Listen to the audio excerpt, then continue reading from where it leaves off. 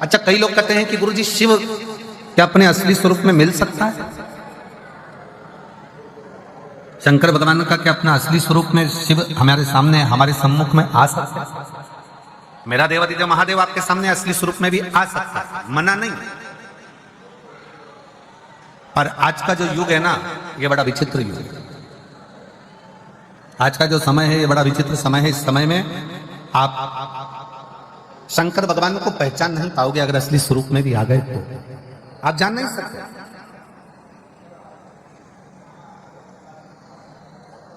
शिव अगर सत्यता के सम्मुख में सामने आकर प्रकट भी हो जाए, सामने आकर खड़े भी हो जाए, तो आप उसको पहचान नहीं पाओगे। आपके मन में आएगा, हो सकता है कोई बहरूपिया, हो सकता है कोई तिलक लगाया, हो सकता है कोई वेश बनाया, हो सकता है कोई स्वरूप धर कर आ गया, आप शिव को पहचानोगे। तो शिव सामने कभी नहीं आता। आप सबके स्मरण में होगा, एक बार लंका का राजा रावण भगवान शंकर को ढूंढने के लिए निकला, और लंका का राजा रावण जब भगवान शिव को ढूंढने के लिए निकलता है, ढूंढते ढूंढते लंका का राजा रावण थक जाता है, थक गया और थककर चूर होकर बैठ गया, एकदम थका हुआ है, बैठा हुआ है, खड़ा हुआ, और उसने एक संकल्प लिया कि मैं शंकर को ढूंढ कर रहूंगा। मंदोदरी रावण के सम्मुख में आई और रावण के साथ में मिलकर मंदोदरी ने रावण से कहा, स्वामी आपसे शंकर भगवान रोज मिलते हैं, आप शिव जी की अर्चना रोज करते हो, आप शंकर का गुणगान रोज करते हो, आप शिव की पूजन रोज करते हो, तो फिर आप शंकर जी को ढूंढने क्यों निकले? मुझे शिव को ढूंढना, मुझे शंकर को ढूंढना। और शंकर भगवान को ढूंढने के लिए लंकाधिपति रावण लगा रहा, पर शिव उसको मिले, थक गया, चूर होकर गिर गया, पड़ गया नीचे।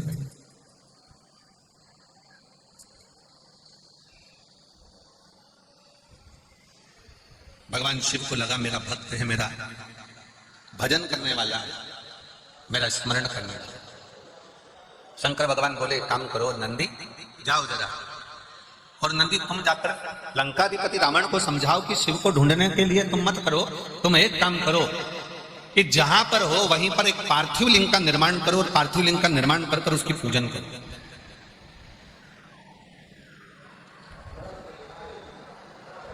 मुझे ना ढूंढा जाए, पार्थिव लिंग का निर्माण करे, पार्थिव लिंग का पूजन करे, और पार्थिव लिंग का पूजन कर वो मुझे वहीं पर प्रकट कर सकता है। पर रावण कह रहा है कि मैं शिव को ढूंढने के लिए निकला हूं, पार्थिव लिंग का पूजन नहीं, स्वयं शंकर को अपने साथ में लेकर मैं लंका तक जाऊंगा, लंका तक पहुंचूंगा, मैं लंका तक जाऊंगा, लंका तक पहुंचूंगा। मैं पार्थिव लिंग का पूजन करने के लिए रोज करता हूं, मना नहीं, पर मैं पार्थिव पूजन आज शिव को ढूंढने के लिए नहीं। और रावण ढूंढते ढूंढते ढूंढते ढूंढते थक गया, पर शिव ने, शंकर ने, तब मंदोदरी ने रावण के हाथ का स्पर्श कराकर थोड़ी सी बालू मंदोदरी लेकर जाती है, और मंदोदरी उस बालू से शिवलिंग का निर्माण करती है। केवल रावण के हाथ का स्पर्श कर कर बालू मंदोदरी लेकर जाती है, और मंदोदरी ने पार्थिव शिवलिंग का पूजन करा, पार्थिव लिंग का पूजन करा, पार्थिव पूजन करी, और जैसे ही पार्थिव लिंग की पूजन मंदोदरी ने करी, इतनी देर में रावण के सम्मुख में भगवान देवादिदेव महादेव तुरंत प्रकट हो जाते, स्वयं सामने आकर खड़े। अर्थात शिव महापुराण की कथा एक बड़ा सुंदर प्रसंग वर्णन करती है। लंकाधिपति रावण का यह प्रसंग कहता है कि घर का कोई सदस्य, परिवार का कोई सदस्य जब शंकर जी के पार्थिव लिंग का पूजन करता है या भगवान शंकर को एक लोटा जल चढ़ाता है, उसके घर का यदि एक सदस्य भी शिव के मंदिर तक जा रहा है, उसके घर का एक सदस्य भी अगर शंकर के शिवालय तक जा रहा है, तो यह निश्चित है कि परिवार का एक सदस्य भी अगर शंकर का भजन कर रहा है, तो वो एक सदस्य, इसलिए शास्त्र कहता है, उज्जैन का ऋण मुक्तेश्वर मंदिर का दरवाजे पर लिखा है कि शिव महापुराण सुनने वाला, शंकर का स्मरण करने वाला, शंकर को एक लोटा जल चढ़ाने वाला, केवल एक पीढ़ी या 7 पीढ़ी को नहीं, 71 पीढ़ी को पार लगा देगा, 71 पीढ़ी को पार लगा। तो आप ये अंदाजे पे ना रहे, परिवार का यदि एक सदस्य भी, परिवार का एक व्यक्ति भी, परिवार का एक सदस्य भी अगर भगवान शंकर के मंदिर जा रहा है, शिवालय तक जा रहा है, देवालय तक जा रहा है। अब आप लोग कथा में आए हो, कहां पर आए हो? जम के बोलो जरा, कहां पर आए हो? जम के प्रयागराज।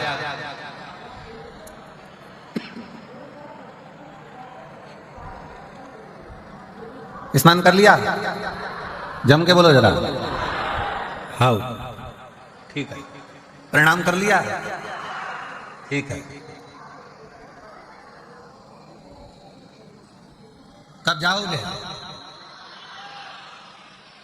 16 के बाद। अच्छा ठीक है। अब तुम ईमानदारी से बोलो, कथा सुन रहे हो, प्रणाम कर रहे हो, स्नान कर रहे हो, बैग लेकर आए हो, तुम कितना भी प्रयास कर लेना, प्रयाग की थोड़ी ना थोड़ी रज, थोड़ी ना थोड़ी धूल, थोड़ी ना थोड़ी रज, थोड़ी ना थोड़ी जल तुम्हारे उस कपड़े में लगकर, तुम्हारे बैग में लगकर, तुम्हारे शरीर में लगकर तुम्हारे घर तक जरूर जाएगा। अब गया, तुम अकेले आए हो, 2 जनी आए हो, 4 जनी आए हो, जिसके घर से तुम्हारे घर से आए, चलकर जब तुम प्रयागराज की भूमि से, जब प्रयागराज की धरा से जब यहाँ से जाओगे, तुम्हारे गांव में तुम पैदल चलकर जाओगे, तुम्हारे शरीर की रज उस गांव में गिरेगी, तुम्हारे शरीर की रज, तुम्हारे बैग की रज तुम्हारे घर में गिरेगी, वो रज तुम्हारे शरीर की, तुम्हारे बैग की, तुम्हारे परिवार में कहीं ना कहीं वो गिरेगी, और तुम्हारे दूसरे के शरीर से भी अगर वो लगेगी तो ये निश्चित है कि 144 वर्ष के बाद पड़ने वाले महाकुंभ का फल भी उसको प्राप्त होगा।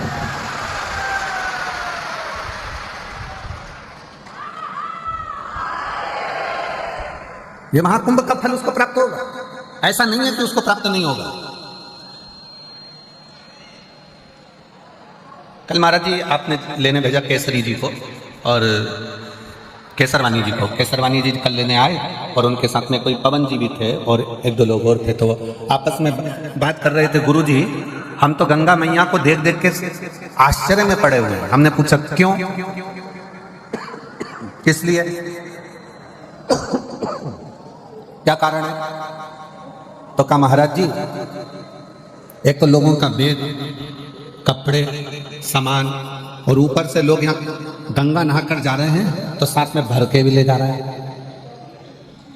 अब हम रोज जो प्रयाग में रहने वाले हैं वो गंगा जी को रोज देखने के लिए, दर्शन के लिए आते हैं कि मैया कितनी कम हुई, मैया कितनी कम, क्योंकि इतनी करोड़ों जनता, लगभग कल तक का आंकड़ा था कि 50 करोड़ लोग नहाकर जा चुके हैं, स्नान कर जा चुके हैं। जब 50 करोड़ शिव भक्त, भगवान के भक्त स्नान कर सनातनी माँ गंगा का स्नान कर गया होगा, तो 50 करोड़ में से कम 30 करोड़ तो भर के ले जाओ, और 30 करोड़ अगर गंगा का जल भरकर लेकर गया होगा तो वो 30 करोड़ में से प्रत्येक घर के 4 सदस्य और जोड़ लो, उनने भी उस गंगा का स्नान करा होगा, गंगा का दर्शन करा होगा, गंगा का स्पर्श किया होगा, प्रणाम करा होगा, नमन करा होगा। जरा विचार करो। तो कल केसरवानी जी कह रहे थे, गुरु जी लोग गंगा भर कर ले जा रहे, भर कर ले जा रहे, भर कर ले जा रहे, पर हम देखते हैं कि गंगा तो ऐसी ही अपनी अविरल धारा में बहती चली जा रही है। हमने कहा केसरवानी जी, यह गंगा मैया हमको सीख देती है कि तुम माँ के पास आए हो ना, तो माँ की कृपा कभी कम नहीं होती, वो बरसती ही रहती है और बढ़ती ही रहती है, वो देती ही रहती है,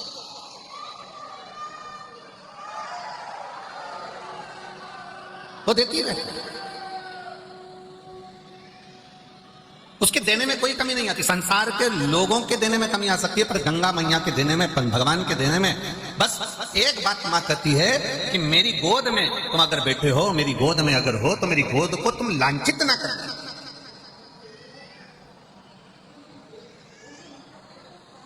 और कितना कितना विधर्मियों ने इस प्रयागराज के कुंभ को बदनाम करने के लिए कितना कितना विधर्मियों ने चाल चली। हालांकि कितनी चाल चली कि आगे रहकर कुछ ना कुछ ऐसी हरकत कर लोगों को धक्का देना या ये करना या वो करना, और प्रयागराज के कुंभ को बदनाम करने के लिए अथक प्रयास किया और सोचा कि अब कुंभ में कोई नहीं आएगा। परंतु उनको क्या मालूम था कि ये सनातनी शेर हैं। लोग कहते हैं सनातनी सो रहा है, जिनकी सोच में यह भरा हुआ है कि सनातनी सो रहा है, वो समझ लेना कि बेवकूफ है। वो बेवकूफता उसकी पागलपंती है जो कहता है कि सनातनी सो रहा है और हम सनातनियों को जगा रहे हैं। सनातनी कभी सोता ही नहीं है। और उसका नजारा अगर देखना है तो एक बार प्रयागराज की पवित्र भूमि पर आकर देखो, जो 50 करोड़ लोग वहां कर 50 करोड़ लोगों के घर पर पीला चावल नहीं भेजा था, 50 करोड़ लोगों के घर पर जाकर किसी ने निमंत्रण पत्र नहीं दिया था, पर वो 50 करोड़ लोग अपनी आस्था, विश्वास और श्रद्धा के साथ जय मां गंगे त्रिवेणी का संगम लेटे हनुमान जी की कृपा, बाबा का नाम लेकर बोल बम बोल बम बोल बम बोल बम बोल बम बोल बम बोलते बोलते बोलते बोलते सिर पर बेग तोलम सामान सारा चले जा रहे। 8 किलोमीटर, 5 किलोमीटर, 10 किलोमीटर, 12 किलोमीटर पैदल पैदल पैदल पैदल चले जा रहे। और पूरा प्रयाग जितने प्रयाग के रहवासी हैं, जितने प्रयाग के रहवासी हैं, इन प्रयाग में जिन्होंने अपने अपने पक्के मकान बनाकर रखे हैं, जिस प्रयाग के रहवासी जो इस प्रयाग में रहते हैं, मैं उनके चरणों को अगर धो धोकर भी पीऊं तो कम पड़े। इस प्रयाग के रहवासियों ने अपने अपने दरवाजे खोल दिए, अपना अपना घर खोल दिए। प्रयाग के रहवासियों के छोटे छोटे झोपड़े, छोटे छोटे मकान उन्होंने खोल दिए। हमको कल कोई बता रहा था कि प्रयाग की एक महाराज जी, एक प्रयाग का कोई विश्वकर्मा परिवार का एक छोटा सा 3 का मकान है, जिसमें उसके बच्चे रहते हैं, 4 बहुएं रहती हैं, परिवार रहता है। और उस विश्वकर्मा परिवार ने अपना घर खोला और उसके घर में वो विश्वकर्मा परिवार का पति, बहू, बेटा, बच्चे दूसरे के घर में जाकर सोए। और सनातन धर्म के जो शिव भक्त आए हैं, मां गंगा के घाट पर उनको अपना घर दे दिया। और हमने पूछा उस व्यक्ति से कि तुम विश्वकर्मा जी क्या रुके, तो उन्होंने तुमसे रुकने का पैसा लिया होगा, उन्होंने धन लिया होगा। नहीं महाराज जी, उसने 1 रुपया नहीं लिया और अठन्नी भी उस विश्वकर्मा परिवार ने नहीं ली, बल्कि उसकी बहुओं ने 3 दिन तक, 4 दिन तक, जो हम फंसे थे तो हमको 4 दिन तक विश्वकर्मा परिवार ने भोजन बना बना कर खिलाया और हमसे 1 रुपया नहीं लिया। ऐसे शिव भक्त इस प्रयाग की धरा पर, ऐसे भक्त भरे पड़े हैं प्रयागराज में। लोग कहते हैं संत प्रयाग में आते हैं, साधु प्रयाग में आते हैं, तपस्वी प्रयाग में आते हैं, साधक प्रयाग में आते हैं। आज मेरी व्यासपीठ प्रयाग में रहने वाले एक गरीब से लेकर अमीर तक के व्यक्ति को नमन करती है कि प्रयाग में संत बाद में आते हैं, पर प्रयाग के लोग भी किसी संत और साधु से कम नहीं है। किसी तपस्वी से प्रयाग के रहने वाले लोग कम नहीं है, ये साधकों से कम नहीं है, जो रहकर आए हुए शिव भक्तों की सेवा में लगे हुए। सेवा का, साधका, घर का अगर एक सदस्य, क्या देवराज नाम के ब्राह्मण का चरित्र करा है, देवराज ब्राह्मण की कथा कथी है कि देवराज ब्राह्मण कुल में जन्म लेने के बाद भी ब्राह्मण तत्व को धारण नहीं कर पाया और ब्राह्मण कर्म नहीं कर पाया।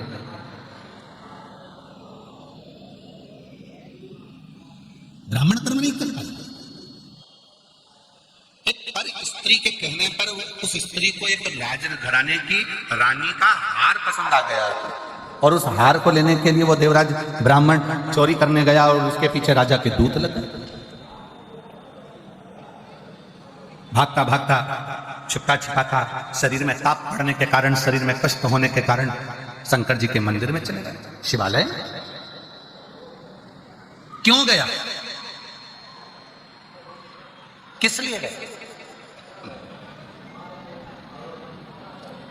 सबको मालूम है प्रयागराज में भीड़ बहुत हो रही है, सबको मालूम है प्रयागराज में बहुत भीड़ है, बहुत भक्त आए हुए हैं, सबको मालूम है।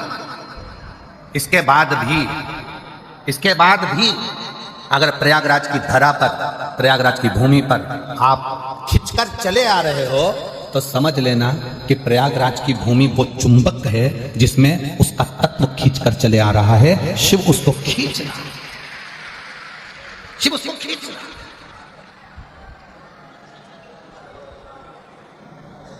अब इतना बड़ा प्रयाग और इतने बड़े प्रयाग में 21 नंबर सेक्टर ढूंढना, पीपा पुल नंबर 1 ढूंढना, सतुआ बाबा का शिविर ढूंढना महाराज जी, और इतने बड़े प्रयाग में ढूंढते ढूंढते ढूंढते ढूंढते और तुम सब सतुआ बाबा शिविर को ढूंढते ढूंढते ढूंढते तुम यहाँ पहुंच जाना। हमको तो विश्वास नहीं था, हमको तो लग रहा था कहीं ना कहीं ट्रैफिक में फंसे होंगे, कोई कहीं फंसा होगा, कोई कहीं होगा। जब संगीत वाले यहाँ तक नहीं पहुंचे तो श्रोता कहां से पहुंच जाएंगे? अच्छा, बाबा जी कह रहे संगीत वाले भी 10 मिनट में पहुंच जाएंगे। अब श्रोता जरा विचार करो, जब संगीत वालों को आने में टाइम हो गया तो श्रोता कैसे पहुंच सकते हैं? पर समझ में आया ये ओरिजिनल, ये ओरिजिनल।